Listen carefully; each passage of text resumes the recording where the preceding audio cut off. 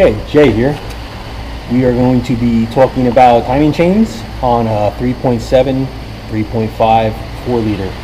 This motor here is a 3.7, but the timing chain setup pretty much is the same for 3.5s and 4.0s as far as setting up the timing chains, putting it at the top dead center, showing you how to put the tensioner back, stuff like that. So also I'm going to show you a trick I have as far as popping this front cover off. This front cover's got a series of 10mm bolts and 14mm bolts. A lot of people fight to get this cover off. I figured out a trick. If you use a brake caliper tool, this goes between the pads when it's loaded in the caliper, and you turn it and it spreads. If you take this tool, on certain motors there's certain spots you can use this. 3.5s will have a spot up here, as well as a 4.0 that actually will slip right in a little galley there. On this engine here, right above the compressor, there's a little spot that will actually slip into. So all you do is just slip in this spot and start prying.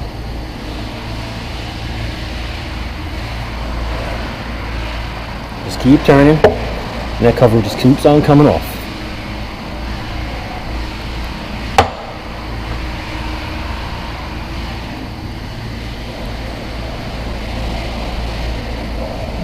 You see, as right here, it's starting to come off there. If it doesn't keep popping off, stop. There's probably a 10mm somewhere that you missed, like right here.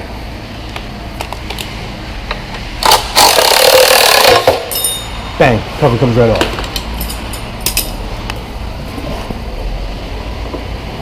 Okay, cover's more or less popped off here. Just kind of got to work it around to the side. You have alignment pins that hold it, so just got to keep working it to get the rest of the way off.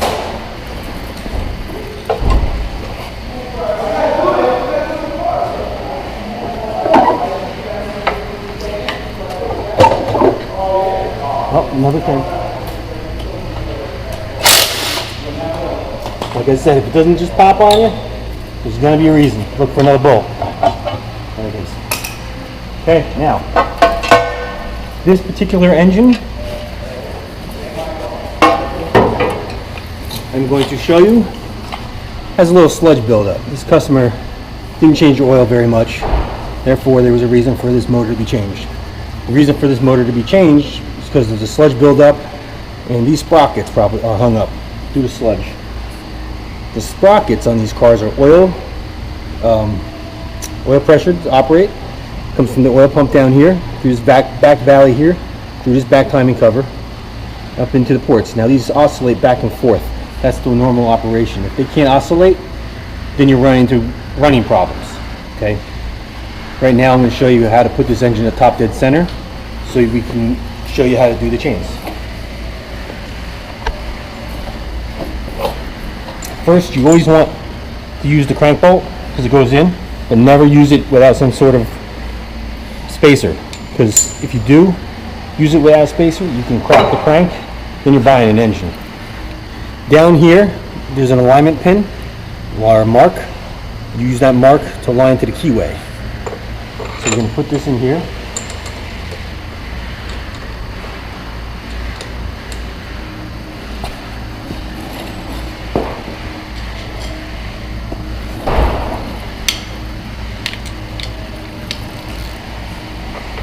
Okay, and we're going to turn the motor manually so we get the keyway.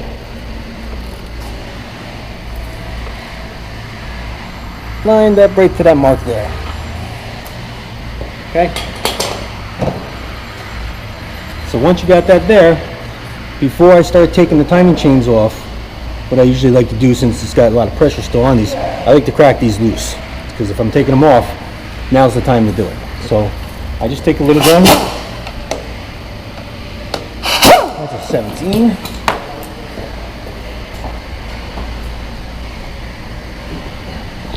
Now, there's two ways you can do this. I'm going to show you one way I do it. If you can hit this and it comes off good like that, good. Okay, I don't take the bolt all the way out. I just kind of loosen it. Okay. Another way to hold the sprocket, I use a chain vice grip. Okay, if you don't have the air tools, take the chain, wrap it around, and you can lock it and hold that sprocket from turning, so you can turn that. Okay, so you got that one sprocket loose. Oh, but if you notice, so you can, this is a good thing to know. Down here, see how it's pointing down? Means I'm 180 out. So I gotta continue to turn the engine. Even though I'm lined up here, this is 180 degrees out. So we gotta go around again.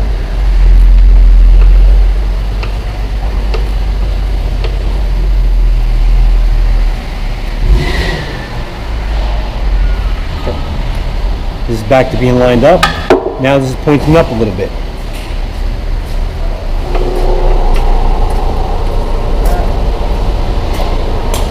So, now we can take... I'll be right back.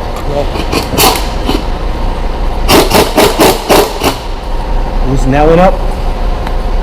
So now both these are loose.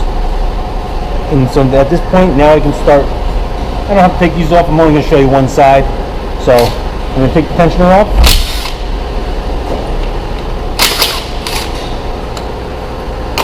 Okay, let the guide fall. I'm going to show you what you do to hold this tensioner back into its correct spot. By a vise. Okay. Put this in a vise. Okay. Now, you're going to notice there's a little hole here. And this is the lock. Okay, you want to pull this lock up. Down.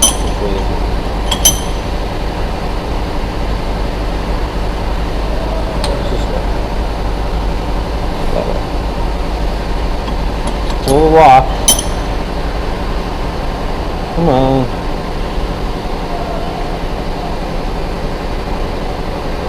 Down so you can push this in. Okay, once you got that in, you can come back a little bit.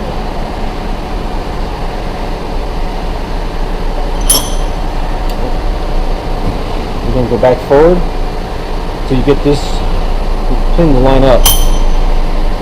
Once you have that lined up, now your tensioner is preloaded, ready to go. Okay. Get my other pins. Okay, so we take our preloaded tensioner and put that down there. So now we can work on taking the chain off. As I was saying before, this engine cost me to change the oil much. So you're going to see sludge. Okay? That's what happens when you don't change your oil. Alright. So now that guide is off, we can take this guide.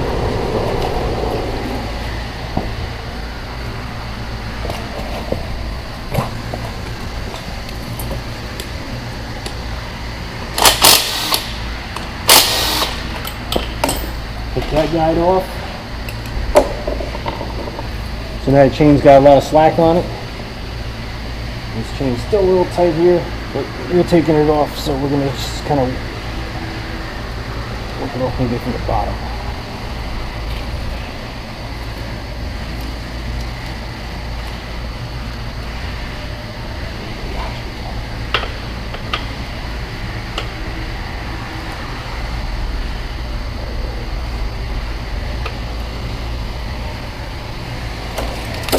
Oh, it jumped on there. Okay, this side jumped, so it's not a big deal. Obviously we're not running the car, and it's not really going to do any damage. But this is where I would use this, because now I can just take the chain vice grip, which I showed you before, and turn that right back to position. Okay, so no big deal.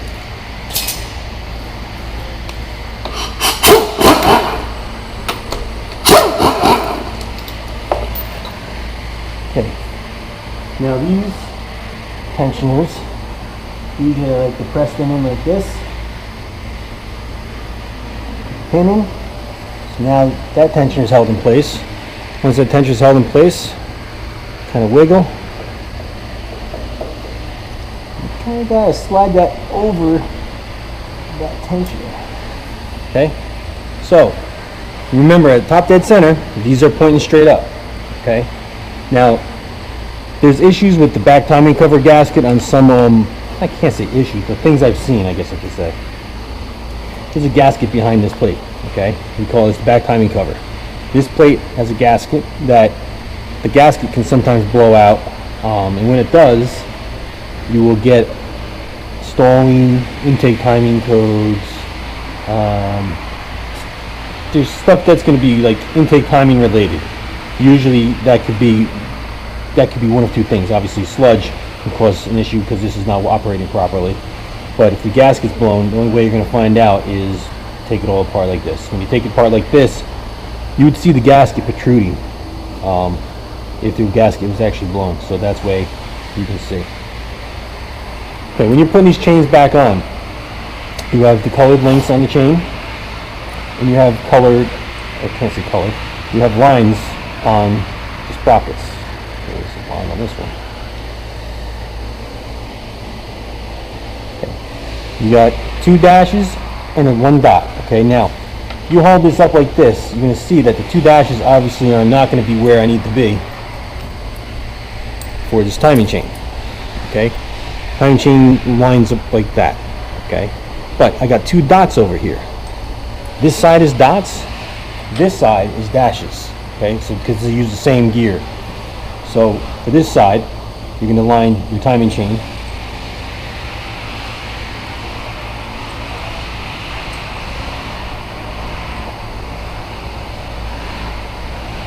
You're going to line it up so the colored links line up to those dots. Now, one of the reasons why you don't really want to use aftermarket parts for this is because aftermarket parts may not have the proper colored links for you to line up. And you don't want to do this job more than once, trust me. Okay, on the back side of the sprocket, you have 1 dot, 1 dash. Since this is dots, this is a dot. So this dot is going to go on to this side. Come on. Okay, so when you're looking at it from the back side, you're all lined up. This is dot, this is lined up to that dot, and these 2 are lined up to these 2 dots. So now when you go to put it back on, you're putting them both on together. You kind of got to wiggle it. You'll feel them, just feel them snap right in. Okay, that's back on. So now since they're back on, you can put your bolts back in. Now obviously, if I tighten them up, they're going to spin on me. So I will just snug them up my hands.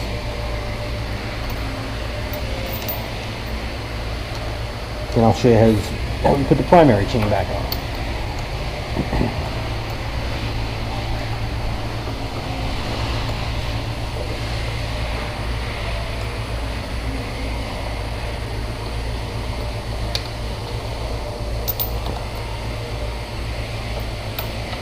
If those 2 are snug, take that off. Primary chain.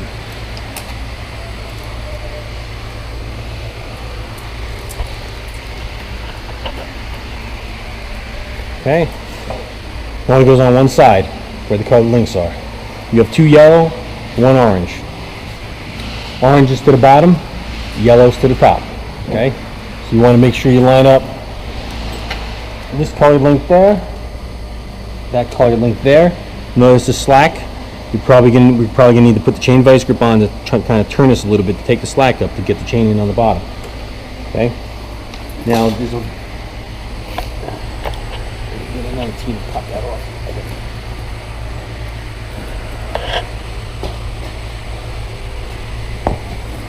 This way I'll show you.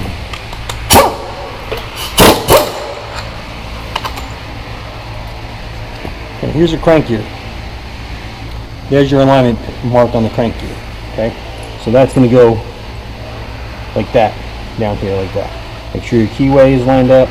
You don't need to take the crank gear off. I was just taking it off to show you. So as you can see, the chain's got too much slack in it. It keeps falling down. So actually, it's supposed to go over the water pump. That's why. So let me pull up a little bit. Try to get it in. Okay, it's kind of lined up there. This tensioner or this guide applies some pressure on it. So now that the chain's on, we put the upper guide on.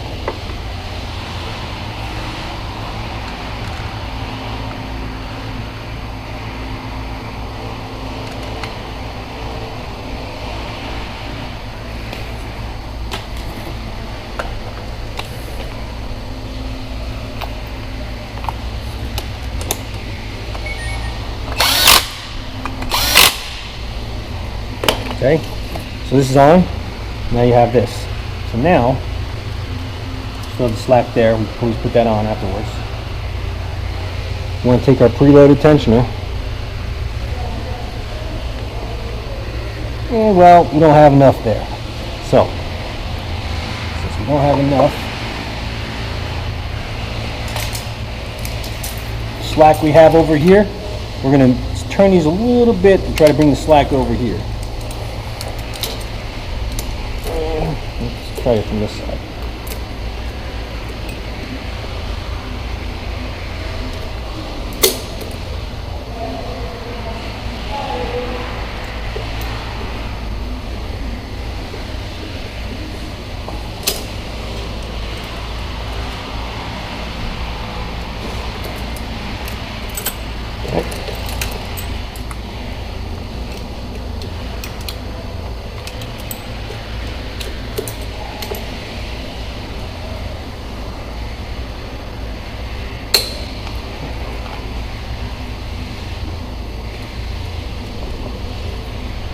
Had a little bit turn there. Got that turned a little bit to get the slack on this side. Now the tensioner looks like it's sort of lining up. I'm going to stick one bolt in there like this, just so we get it in place. Let's see if we can get the rest from there. So now,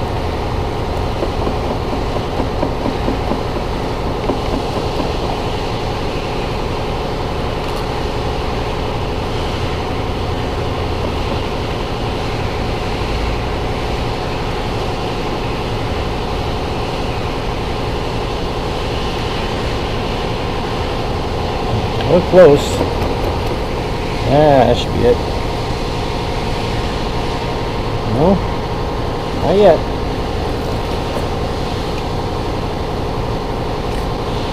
There it is.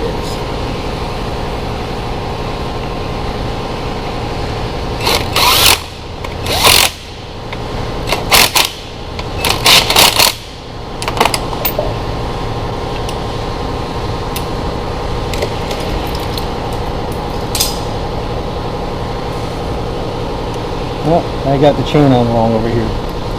So, here's a trick. See how I messed up on the water pump? Chain's not on right. Just like missing a ridge sometimes with a drive belt.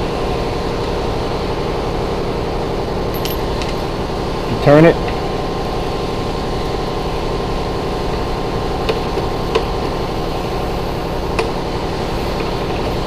Yes, no.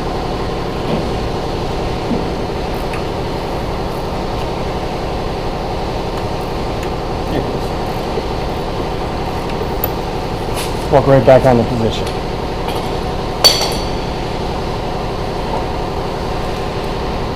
Back guide goes on.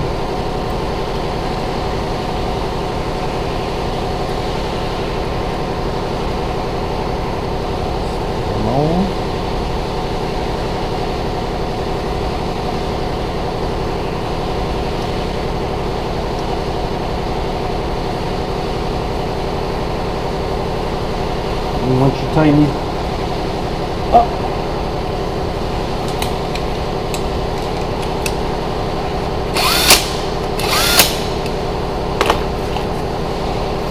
timing's actually off on this side. Oh, the motor turned. I turned it, that's right. Okay. So, afterwards, just to make sure that you have everything all square and good and ready to go before you start cleaning and putting it all back together, go ahead and turn it back to top dead center. Of course, I turned it so it's off. Once you turn it, make sure these are pointing up, which they are. You can't see these. You just kind of hoping that these are actually. If you look at the dot here, I think it was the 4.0s. This dot will actually line with a dimple right here on the back timing cover. This has a little mark right there. It's close to this dot right here on the back cover, but on the 3.5, so I think on the Nissans or 4.0s, I remember a little dimple here that this dot on the sprocket lined up to, so you know it's at the right mark. But that's pretty much how you do timing chains.